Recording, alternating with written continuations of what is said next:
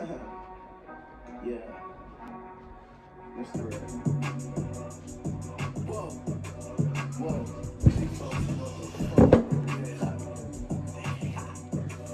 Yeah.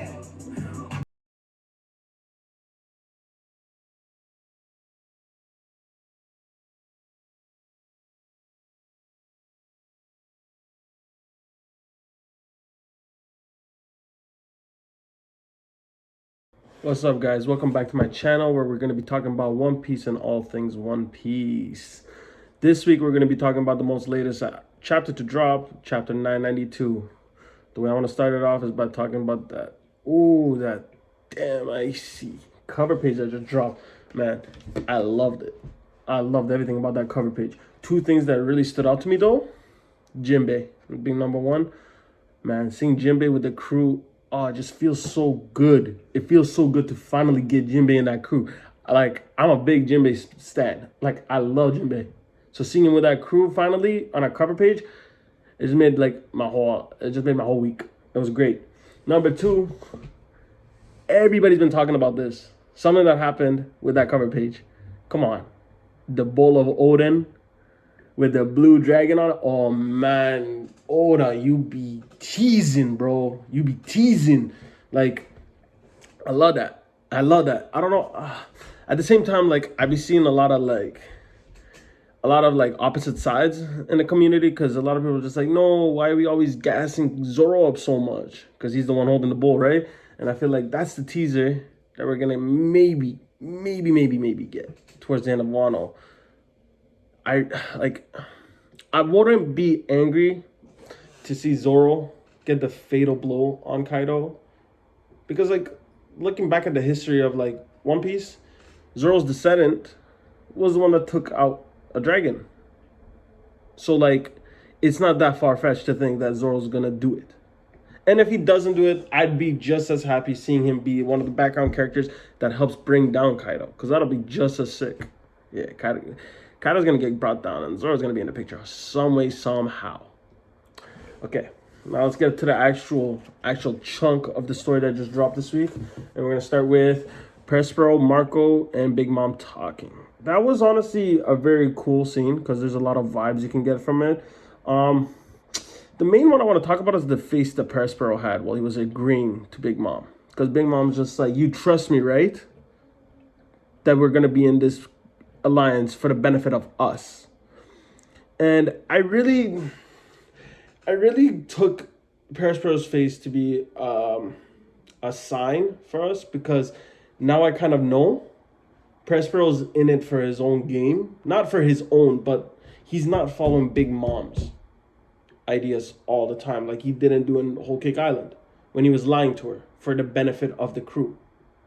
And I feel like that face kind of told us a lot that we needed to know about, because it just really showed like he's not comfortable with the situation at all. Even when he's talking to Big Mom about it, he can't even put on like a fake smile because we could see his face.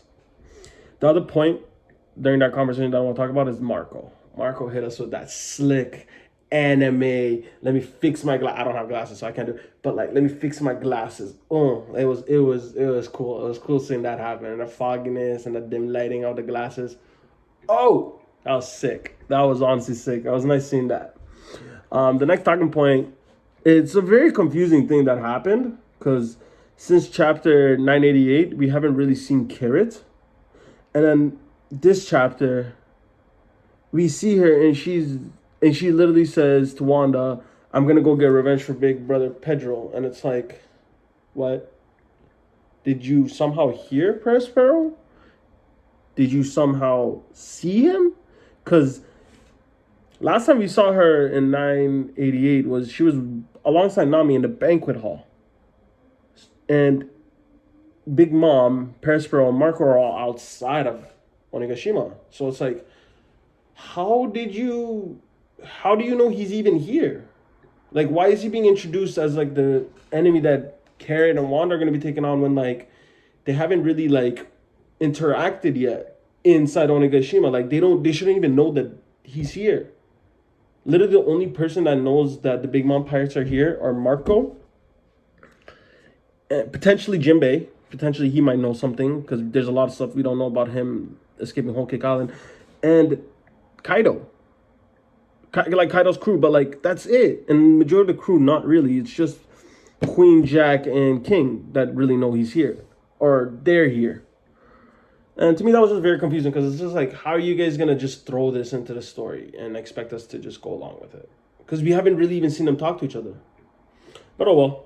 Another thing though that I really wanted to see a bit more of was the Yamato. We only got to see Yamato still chasing after Momo, and I feel like they could have given us a bit of a glimpse into like them actually getting acquainted, like her catching up to Momo and being like, "Hey, look, I'm Yamato, but actually I'm your father, Odin." Not really, but like, you know. And but at the same time, like, you can't tell Oda how to write the story that we love. We love reading his story. So anything that I make, it's kind of not needed. Whatever. The big part that I really genuinely enjoyed out of this story was Black Maria playing her instrument. I don't know what she was playing. Somebody in the comment section, if you don't mind letting me know, because I searched it and I couldn't really find an answer. But that was cool. That was such a cool part where they asked Black Maria to play them something, and she just starts playing, and then the music, the next kind of like panels are literally Black Maria playing in the background, and then you can see the notes when Kaido's charging at the Scabbards and the Red Scabbards are charging at him, and it's just the silhouette of the music and the battle. It's just meshing so beautifully, sensational. Cheesecake. But like, it just meshed so perfectly together. It was so amazing. Like, I genuinely love it when there's a fight scene or there's a buildup of them from opposite ends going at each other and there's just music playing in the background. It just makes this scene more intense. When the cinematography, it has like beautiful music playing as well in the background. It just makes it that much better. And that's what I really enjoyed. I cannot wait for Black Maria. I want to hear her voice, how she's going to sing those lines. I really just want to see that scene. Because having Act 3 finish, we watched the last couple like scenes of it happen with music being played in the background of it. And whenever they finish an act, they usually do use music, and it just meshes with the scene, with the library so much better. It's just so much cleaner when there's just that like symbolic music playing in the background. I personally love it. Just let me know how you guys feel. And the last talking point, it's just going to be straight up the Scabbards versus Kaido. That was so cool, seeing Kaido just charge fully into them. He's just like, man, I just need to get this over with. I'm tired of these guys. I'm so tired. I need to take them on because they just beat up my boy Jack. Jack got his ass handed to him. Jack got clapped. And like, their fight literally starts with them charging at one another before Cat Viper gets his cut in. And then right after him, Kawamatsu gets his cut in. But then Kawamatsu lands, thinking that he gave him a nice blow, and he strikes a pose, and Kaido's just like, what? You're not about to pose right after you just did that to me? Clap and into the mountains. Or he just hit him into something heavy, bro. Kaido was just like, nah, fam, I'm getting a hit back. I'm clapping you back. And that was to me, that was dope. Because it's just like, you can't really like just keep attacking one guy and just keep countering his moves. It's like he has to get a hit on you. He has, like, it's Kaido we're talking about. He has to get a hit back. If you hit him 3 times, he at least has to hit you once. You know what I mean? So it was pretty dope. I didn't expect it to be Kawamatsu that he hits. I thought it was at least going to be like Ashura, Kina, or Denjiro. Like one of these 3 guys. Because I feel like these 3 guys are the main leaders of the crew. If I'm being completely honest. I feel like these 3 guys are the main guys that are just like, yeah, we're the closest to the number 1 disciple of Lord Odin. Which I'll take. I actually really like all 3 of them a lot. But another thing is, like, a lot of people are like complaining about the power scaling. At first, the Red Scabbards weren't even close to taking on the Beast Pirates. And now people are complaining, yo, what is this? What are these all like power boosts that these guys are getting? They're too strong. They could potentially clap Kaido. Like, no. First off, the Scabbards are crazy strong, and you guys were wrong to underestimate them, because think about it. these guys grew along the foot of Oden, not from childhood, but from a certain point in their lives. They've been training day and night, learning underneath Oden the way of his life. And if you don't think they're gonna get to like a very monumental strength, then you're making a mistake, because they're supposed to grow. And they're not like your regular like samurais, because these guys could have learned everything from Oden the way Oden does it. But even listen to Toko say like they'd rather hone their own strengths to the absolute best rather than learn what Oden's teaching. But like, even though they did end up learning what Oden was teaching, but they still worked at their craft. They did their skills better. Like it's just the way that they did. And man, when Inu just went into his leg right after Kawa got clapped, Inu cuts him nicely. He cuts him nicely. And then this was a bit of a letdown moment where Izo and Kiku kind of step in and they get their shots in, because I expected a little bit more from Izo, if I'm being completely honest. Izo could have done a bit more. And so could have Kiku, because we've been seeing Kiku with that. Her suit looks so crisp. Her suit she looks like a samurai that's hell-bent on killing this motherfucker, this guy named Kaido. And like, damn, it was pretty underwhelming. But the biggest guy during this fight, Raizo. Raizo surprised everybody. And if you say that he didn't surprise you, you're capping. You're capping. Cap. That was really cool. That was a pretty nostalgic Naruto moment. He just grabbed that in a scroll, wrapped Kaido on that scroll, and he just reversed it. Reverse. That was pretty cool. That was cool. But the best part of the entire chapter was when they all it was Ashura, Denjiro, Kinemon, and Inu. They got into that two-sword stance, and I was like, whoa. Don't tell me they're about to do it. I really had a feeling that the mark that Oden gave him was going to be used again. They were probably going to scratch that same spot.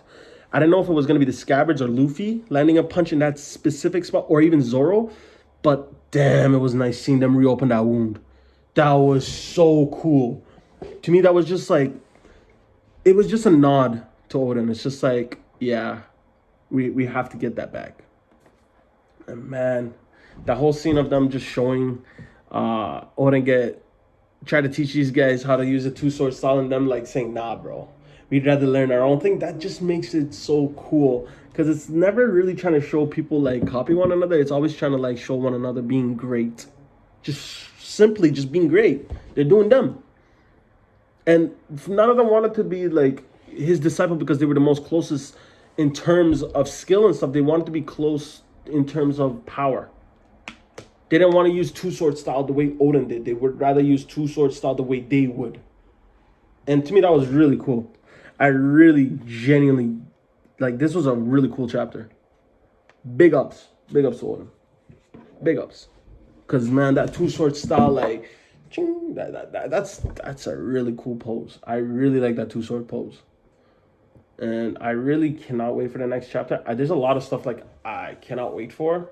And I'll probably make a video this week saying what are my expectations of this coming chapter. Man, I genuinely cannot wait for the ulti page 1 versus Nami and Usopp. I feel like everybody's going to be shocked at that. Hopefully, fingers crossed. But I'm going to conclude this episode, or this video. The rating I'll give this chapter, to me this is an amazing chapter, because this fight scene was just, god damn, that was nice. Damn. It was sensational. It was really good. I'll probably give it, let's give it a good scale. I'll give it 8 bananas out of 8. Okay, 8 bananas out of 8. How many bananas? 8 bananas, you know? All 8 of them. That was pretty cool. I really enjoyed it. Thanks, guys, for watching my video. Hit the subscribe and the like button if you enjoyed the video. I'm going to have another video hopefully uploaded by the end of the week, as well as another review of the 993. That's potentially going to come out this week. Hopefully. And yeah. Okay, guys. Thanks for watching. Take care.